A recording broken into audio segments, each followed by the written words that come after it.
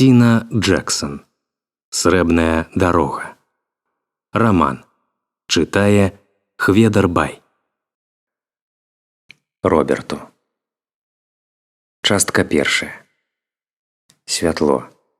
Яно джаліла, апякала, мучыла яго. Разляглося па-над лясамі і азёрамі, як заклік працягваць дыхаць, як абяцанне таго, што новае жыццё ўжо было на гарызонце. Святло напаўняла вены непакоем і пазбаўляла яго сну. Ужо ў траўні ён ляжаў, не змыкаючы вачэй, калі світанак прабіваўся праз валокны і шчыліны. Ён мог чуць, як з зямлі выходзіў мароз, калі зіма сцякала вільгаццю, як шумелі паўстаючы ручаі і рэкі, калі горы пазбаўляліся сваіх зімовых шапак. Хутка святло запоўніць ночы, пашырыцца і зробіцца асляпляльным, узварухне жыццё ва ўсім, што спачывала пад спрахлай лістотай. Пупышкі на дрэвах яно напоўніць цяплом, і яны распокнуцца, і лес завіруе ад таго, як нованароджанае будзе прагнуць жыцця. Сонца сярод ночы выганіць людзей з іх нор і напоўніць пажадай. Яны будуць рагатаць і любіць, і чыніць гвалт адно над адным. Бывала, што людзі знікалі ці губляліся аслепленыя, але яму не хацелася верыць у тое, што яны паміралі. Ён курыў толькі калі шукаў яе. Леле бачыў яе на пасажырскім сядзенні штораз, калі запальваў новую цыгарэту. Яна зрабіла незадаволены твар, пазіраючы на яго паўзверх акуляраў. Думала, ты кінуў. Я кінуў. Гэта толькі разок. Ён бачыў, як яна паківала галавой і паказала завостраныя іклы, якіх саромілася. Калі ён ехаў уночы, а святло ззяла як удзень, тады яе было відаць лепш за ўсё. Валасы амаль белыя пад сонечнымі промнямі, цёмныя плямкі рабацінак над пераноссем, якія яна пачала маскіраваць касметыкай у апошні год. І такія вочы, якія прыкмячалі ўсё, хоць яна і не збіралася прыглядацца. Яна больш узяла ад Анет, чым ад яго. Вось і добра, бо што да гену прыгажосці, гэта не да яго. Яна была прыгожая, і ён трымаўся такога меркавання не толькі таму, што яна яго дачка. На Ліну заўжды абарочваліся, нават тады, калі яна была яшчэ зусім малая. Гэта было такое дзіця, сустрэўшы якое нават самыя змораныя жыццём людзі пачыналі ўсміхацца. Але цяпер больш ніхто не абарочваўся на яе. 3 гады, як ніхто яе не бачыў, прынамсі, ніхто ў гэтым не прызнаваўся. Цыгарэты скончыліся раней, чым ён даехаў да Йорна. Ліна больш не сядзела побач. Машына была пустая і ціхая, і ён амаль забыў, дзе знаходзіўся. Вочы, скіраваныя на аўтастраду, глядзелі, але не бачылі. Па гэтай магістралі, якую ў народзе называлі срэбнай дарогай, ён ездзіў так шмат разоў, што ведаў яе ўздоўж і ўпоперак.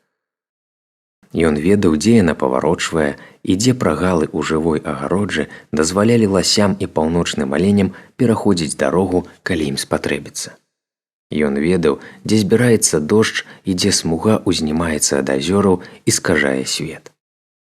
Дарога існавала як рэха даўніх часоў, калі срэбра дастаўлялі шахты на Саф'яль да Батнічнага заліва. Цяпер яна пятляла як ласіны след паміж гарамі і берагам, звязваючы Глімерстрэск з іншымі паселішчамі ўнутранай часткі краіны, і як бы яму не набрыдзіла тое, як яна паўзла і выгіналася праз лясны гушчар, ён не пакіне яе. Тут знікла яго дачка. Гэтая дарога праглынула яе. Нікому не было вядома, што ён ездзіў начамі ў пошуках Ліны, што ён курыў цыгарэту за цыгарэтай і, паклаўшы руку на спінку пасажырскага крэсла, вёў размовы з дачкой, быццам яна сапраўды сядзела там, быццам ніколі не знікала. Яму не было з кім падзяліцца гэтым з таго часу, як Анет сышла ад яго. Яна сказала, што гэта ад самага пачатку была ягоная памылка. Гэта ён завёз Ліну на аўтобус той раніцай, на ім і адказнасць. Да Шалефтэя ён даехаў каля 3:00 ночы. Спыніўся на бензакалонцы, каб заправіцца і напоўніць тэрмас кавай. Нягледзячы на раннюю гадзіну, на касе стаяў хлопец і ў добрым гуморы. Рудаватыя валасы, зачасаныя ў бок, зусім маладзенькі, не больш за 19-20, такога ж узросту, як была б Ліна цяпер. Праўда, яму было цяжка ўявіць яе такой дарослай. Ён купіў яшчэ адзін пачак Мальбара Лайт, нягледзячы на згрызоты сумлення. Погляд упаў на крэм ад камароў, выкладзены ля касы. Леле корпаўся з крэдытнай карткай. Усё нагадвала пра Ліну. Яна намазалася крэмам ад камароў у тую апошнюю раніцу. Гэта наогул адзінае, што ён памятаў. Як ён апусціў акно, каб праветрылася пасля таго, як высадзіў яе каля аўтобуснага прыпынку. Ён не помніў, што яны сказалі адно аднаму, ці была яна ў добрым настроі ці ў кепскім, што яны елі на сняданак. Усё, што здарылася пасля, заняло занадта шмат месца, застаўся толькі крэм ад камароў. Наступным вечарам гэта ён і сказаў паліцыі, што ад Ліны моцна пахла крэмам ад камароў. Анет паглядзела на яго так, нібыта ён быў ёй чужым, кімсьці, каго яна саромілася. Гэта яму таксама запомнілася. Ён адкрыў новы пачак і трымаў цыгарэту вуснамі, пакуль зноў не выехаў на дарогу. Гэтым разам у паўночным кірунку. Вяртанне дадому заўжды займала менш часу, а стамляла больш. З люстэрка задняга віду звісала на ланцужку Лініна срэбнае сардэчка, і ад яго скакалі сонечныя зайчыкі. Цяпер яна зноў сядзела побач з ім. Твар хаваўся за светлымі валасамі, як за фіранкай. «Тата, ты ведаеш, што скурыў 21 цыгарэту усяго за некалькі гадзін?» Леле страсаў попел за акно і курыў так, каб на яе не дзьмула дымам. «Няўжо так многа?» Ліна падняла вочы да даху машыны, быццам заклікаючы вышэйшыя сілы. «Ці ведаеш ты, што кожная цыгарэта адбірае 10 хвілін жыцця, таму сёння ўвечары ты яго сабе скараціў на 180 хвілін». «Ну і што?» – сказаў Леле. «Хіба мне ёсць дзеля чаго жыць?» Яе светлыя вочы азмрочыў папрок, калі яна зірнула на яго. «Трэба, каб ты знайшоў мяне. Толькі ты можаш гэта зрабіць». Мэя ляжала, шчапіўшы рукі на жываце, і старалася не зважаць на гукі. Галоднае бурленне пад яе пальцамі і яшчэ сякія такія брыдкія гукі, якія праходзілі праз шчыліны паміж дошкамі падлогі. Перарывістае дыханне Сілье і яшчэ ягонае, новага мужчыны. Рыпеў ложак, а потым забрахаў сабака. Мэя пачула, як мужчына прагнаў яго і загадаў ляжаць. Была сярэдзіна ночы, але сонца ярка асвятляла маленькі пакой на гарышчы. Калі прыхіліцца да нагрэтых залатых палосак на сцяне і заплюшчыць вочы, бачыш узор з крывяносных сасудаў павекаў. Мэя не магла заснуць. Яна села на калені перад нізкім акенцам і прыбрала рукой павуцінне. Толькі блакітнае начное неба і сіняваты лес паўсюль, куды ні кінь позірк. Выцягнуўшы шыю, яна глядзела на лапік возера там, унізе. Яно было чорнае, ціхае і чымсьці прыцягальнае. Мэя пачувалася казачнай скрадзенай прынцэсай, замкнёнай у змрочнай вежы, аточанай непраходным лесам і вырачанай слухаць, як злая мачыха паверхам ніжэй цешыцца любошчамі. Праўда, Сілье даводзілася ёй не мачыхай, а роднай маці. Ні адна з іх раней не бывала ў Норландзе. Падчас падарожжа цягніком іх ахапілі сумневы. Яны абедзве сварыліся, плакалі, надоўга змаўкалі, тады як лес за акном гусцеў, а адлегласці паміж станцыямі расцягваліся. Сілье абяцала, што гэта самы апошні раз, калі яны пераязджаюць. Мужчыну, з якім яна пазнаёмілася, звалі Турбьёрн, і ён быў уладальнікам сядзібы ў вёсцы Глімерстрэск. Сілье і ён пазнаёміліся ў сеціве і шмат часу прагаварылі па тэлефоне. Мэя чула яго абсечаную норландскую гаворку і бачыла здымкі вусатага мужчыны з шырокім каркам і вачыма, якія расцягваліся ў шчылінкі, калі ён усміхаўся. На адным фота ён трымаў акардэон, а на іншым сядзеў, схіліўшыся над палонкай і выцягваў адтуль рыбіну з чырвонай луской. На думку Сілье, Турбьёрн быў сапраўдным мужчынам, такім мужчынам, які ведаў, як выжыць у самых жорсткіх умовах і які мог паклапаціцца пра іх з Мэй. Чыгуначная станцыя, на якой яны ўрэшце выйшлі, уяўляла сабой не больш за хацінку сярод хвой. Дзверы дамка, якія яны паторгалі, аказаліся замкнёнымі. Апроч іх, на той станцыі пасажыраў не выйшла, і яны засталіся стаяць у разгубленасці, калі цягнік крануўся, паехаў і знік сярод дрэў. Некаторы час пасля гэтага зямля яшчэ вібрыравала пад нагамі. Сілье запаліла цыгарэту і пацягнула чамадан праз дабітую платформу, тым часам як Мэя крыху затрымалася, услухоўваючыся ў трэск дрэў і звон камарэчы, якая вывілася мільёнамі. Мэя адчула, як унутры яе нараджаецца крык. Ёй не хацелася ісці за Сілье, але пры гэтым застацца яна таксама не адважылася. Па іншы бок рэек на фоне зыркага неба чорна-зялёнай завесай стаяў лес, і тысячы ценяў рухаліся ў вецці. Жывёл яна не заўважыла, але пачуццё, што за ёй назіраюць, было такое моцнае, быццам яна стаяла пасярод плошчы. Позіркі сотень вачэй казыталі скуру. Сілье паспела ўжо дайсці да вышчарбленай паркоўкі, дзе чакаў іржавы форт. Да яго кузава прыхіліўся мужчына, які хаваў твар у цені ад брыля кепкі. Калі ён убачыў іх, то выпрастаўся і усміхнуўся так, што паказаўся снюс. У сапраўднасці Турбьёрн аказаўся яшчэ большым у шыркі, здаравейшым. Але ў тым, як ён рухаўся, было нешта няўклюднае і бяспечнае, нібыта ён не ўсведамляў свае памеры. Сілье выпусціла з рук чамадан і кінулася на мужчыну з абдымкамі, нібыта ён быў ратавальным кругам у лясным моры.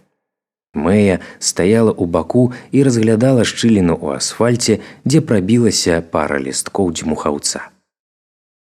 Яна магла чуць, як яны цалаваліся, як спляталіся языкі. «Гэта мая дачка Мэя». Сілье выцерла рот і працягнула руку ў бок Мэі. Турбьёрн агледзеў яе з-пад брыля кепкі і сказаў сваёй абсечанай мовай, што рады вітаць яе. Сама Мэя стаяла, гледзячы ў зямлю, каб падкрэсліць, што ўсё гэта адбываецца супраць яе волі. Яго аўто патыхала мокрай сабачай поўсцю.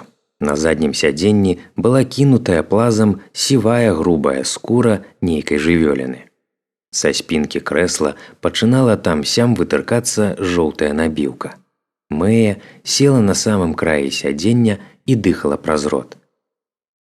Сілье казала, што Турбьёрн добра ўладкаваны ў жыцці, але па ягонай машыне так і не скажаш. Па дарозе да яго сядзібы ўсё ішоў змрочны яловы лес, які часам перарываўся прасекамі і невялікімі адзінокімі азёрамі, што слязінкамі зіхацелі паміж дрэў. Калі яны даехалі да Глімерстрэска, у Мэі сабраўся горкі камяк у горле. Падчас паездкі Турбьёрн на пярэднім сядзенні паклаў на сцягно Сілье далонь і прыбіраў яе толькі час ад часу, каб паказаць на тое, што ён лічыў важным. Прадуктовая крама «Іка», школа, піцэрыя, пошта і банк. Выглядала, што ён дужа ганарыўся ўсім гэтым. Самі будынкі былі вялікія і прыземістыя. Чым далей ехалі, тым больш рабіліся адлегласці паміж дварамі. Лясы, палі і пашы ляжалі паміж імі. Дзе-нідзе было чуваць рассеяны брэх. На пярэднім сядзенні шчокі Сілье зусім расчырванеліся. «Глядзі, як цудоўна, Мэя, як у казцы!» Турбьёрн сказаў, што зараз ёй трэба супакоіцца, бо ён жыве па іншы бок возера. Мэю зацікавіла, што пад гэтым маецца на ўвазе. Дарога перад імі звузілася, тады як лес падпоўз бліжэй, і цяжкая цішыня запанавала ў машыне. Назіраючы высачэзныя хвоі, што праляталі міма, Мэя адчула, як ёй спёрла дыханне. Самотны і занядбаны стаяў дом Турбьёрна на паляне. З двухпавярховага будынка, які колісь, магчыма, быў прыгожы, цяпер аблезла чырвоная фарба. Падавалася, што вось-вось яго паглыне зямля. Калматы сабака, нацягнуўшы ланцуг на ўсю даўжыню, брахаў на іх, калі яны выгружаліся з машыны. Але агулам было ціха, хіба што вецер моцна шумеў у яловых лапах. Азіраючыся вакол, Мэя адчула слабасць у нагах. «Вось мы і прыехалі», – сказаў Турбьёрн і махнуў рукой. «Так ціха і спакойна тут», – прамовіла Сілье, але ўжо без колішняга імпэту. Турбьёрн прынёс іх чамаданы і паставіў на падлогу, чорную ад бруду. Унутры пахла застаялым паветрам, сажай, старым смуродам ад смажанага. Выцертая абіўка мэблі з нейкага даўно сплылага дзесяцігоддзя казелілася на іх у адказ. Шпалеры ў карычневую палоску былі ўпрыгожаныя рагамі розных жывёл і нажамі ў гнутых похвах. Больш нажоў, чым Мэя калі-кольвек бачыла. Яна спрабавала злавіць позірк Сілье, але беспаспяхова. Тая начапіла ўсмешку, якая азначала, што Сілье была гатовая мірыцца амаль зусім і яшчэ вельмі далёкая ад таго, каб прызнаць нейкую памылку. Стогны з ніжняга паверха сціхлі і стала чутно птушак. Ніколі раней яна не чула, каб птушкі так крычалі, істэрычна, прыгнечана. Дах быў пахілы і сыходзіўся над яе галавой кутом. Дзе раней былі сучкі, засталіся сотні вочак, якія цяпер сачылі за ёй. Стоячы каля лесвіцы і паказваючы, дзе яна будзе жыць, Турбьёрн назваў гэты пакой трохкутным. Уласны пакой на другім паверсе. Даўно ў яе не было ўласнага пакоя. У большасці выпадкаў яна мела толькі ўласныя рукі, каб закрывацца ад гукаў. Гукаў дарослых, злосці і адчаю, і цел, якія сутыкаліся адно з адным. Няважна, наколькі далёка яны пераязджалі. Гукі ўсё адно наганялі.